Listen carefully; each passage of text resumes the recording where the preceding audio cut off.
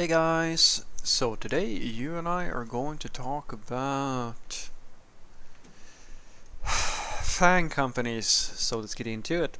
So the question in question was, hi Frederick, why is it that software engineers who work for non-FANG companies seems to settle for non-FANG companies? Is it because they can't handle the competition, or do they not just have what it takes to succeed at the top? If I had some very small amount of money for every time somebody's asked me about will AI take our jobs, how do I, anybody who's working for a fan company, what the fuck are they doing, like any of these sorts of topics that correlate to those sorts of areas. It's amazing to me how so many people seem to be so convinced that, well, number one, FANG companies equals the top of whatever mountain you're climbing. And not being in a FANG company means automatically that you are a worse software developer than all the people who are in a FANG company. Just as, of course, if we use AI, that means that we are basically going to go extinct because AI knows how to do everything. And as I had a conversation with my friend the other day about this, where he has some, funnily enough, views on the border controls of other countries and migrations and things like that. And I tried to make him understand that, when you say that everybody who's coming from somewhere else trying to get into a country, like that, that's going to cause issues and things like that. My argument is that you don't really know why people are emigrating, because the classic one is, oh, they're coming here to steal our jobs, or they're coming here because they're criminals, or they're this, or like these sorts of narratives that you create. And I'm not in any way claiming that not a single person who's ever moved from one country to another or like migrated has been someone who isn't the sort of person you want in your country. But I think it's a little bit too broad to say that that's going to be true for all of them. And I told them the same thing. So, you know, the same thing can be applied to you. If one of my countrymen does something and it hits the news, which has happened, where literally one person decided to go and burn a bunch of religious texts, or well, maybe more than one person, but it was not, we're not talking even, like I can count the amount of people who did it on my two hands. That is enough for people to hate my entire country. And quite a lot of country and people in the various parts of the world can relate, I think. And it's the same thing here. So my question to you is, are there no other scenarios that you can think of that would make someone not want to be in a FANG company other than the fact that they're incompetent?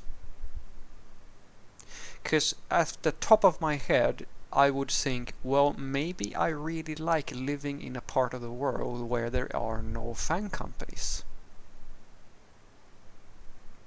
That's, a possibility, maybe. Or maybe I am really into helping out my local community, and there's a company there which I really resonate with, and I really love the people that are part of that company, and I have a lot of fun in that company. That could be another one, maybe.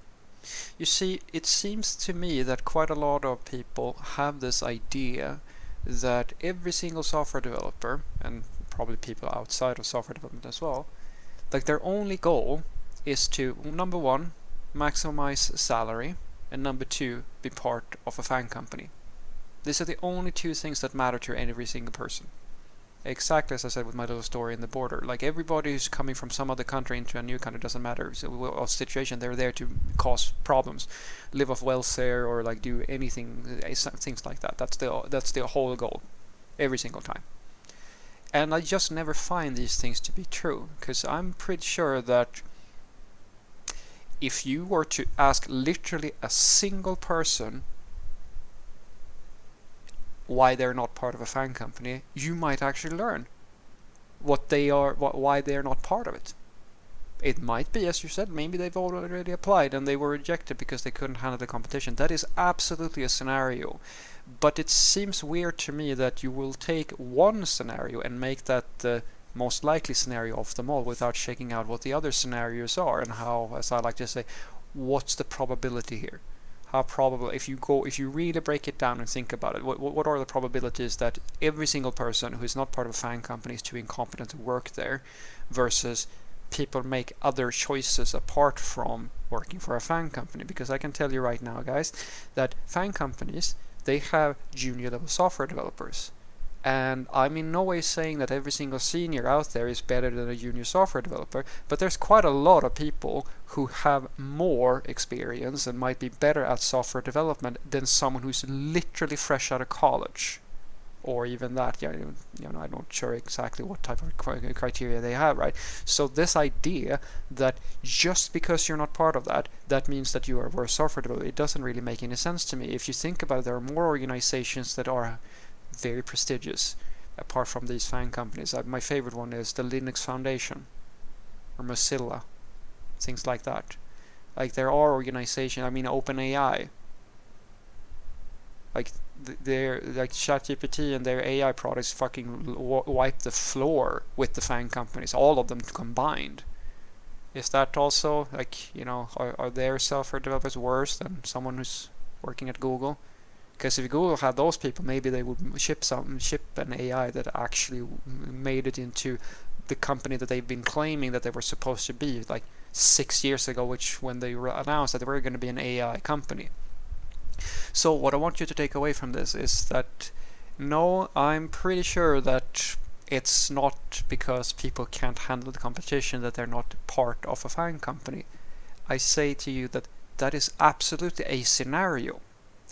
But I think it's a little bit presumptuous, as I said with my little story to my friend there, where I ask him this, because, as I said, most people who have a very simplified, I argue, worldview believe that the one thing that they've heard that someone did, as I said, someone is living off welfare, someone is stealing like a tax dodging, a rich person does something like that, a person with a religious belief does something horrible for terrorism and stuff like that. But you get presented with one case or a few cases of a scenario, and then all of a sudden that applies to everybody who you perceive to be a part of that category, which is generalization, basically.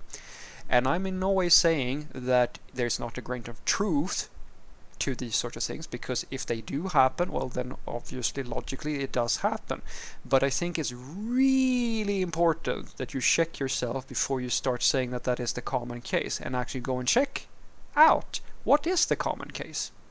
So when my favorite one is, like, you want to do a reality check, that always helps me a little bit at the very least, where people talk about crime rates going up and things like that. And the first thing I always try to do as an exercise is to remember that, yes, the crime rate has gone up in my region, for example, and that is horrible. We should absolutely fix that. But I also try to remember that there is a body of people who are not doing this, who are really good-hearted, really nice people, that is so large that the crime rate is, well, it is not insignificant, but it's not like just because a few people start, more and more people decide to commit crimes and things like that, that all the good people can no longer be trusted, because the ratio to crimes versus people who are criminals to people who don't do these things and are just really nice is pretty significant.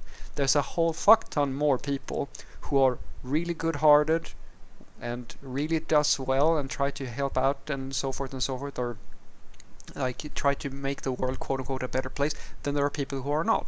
Same thing here, guys.